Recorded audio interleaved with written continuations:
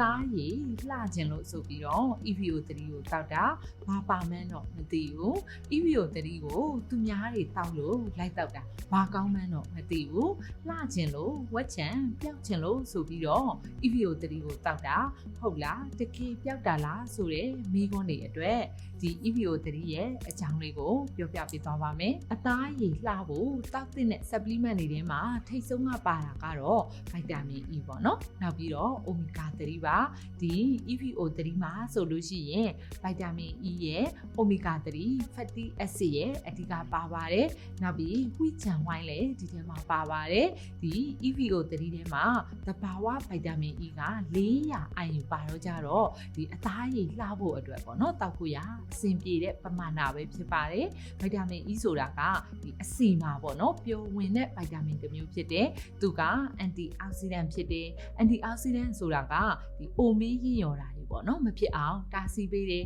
အရွက်တင်နုပြိုစေတယ်အသားရည်ကိုလှစေတယ်သပင်ခြေသေးလက်သေးတွေကိုကောင်းစေတယ်ဒီမျက်စိရဲ့ပေါ့နော်အမြင်အာရုံကိုလည်းကောင်းစေတယ်ဗိုက်တာမင် E က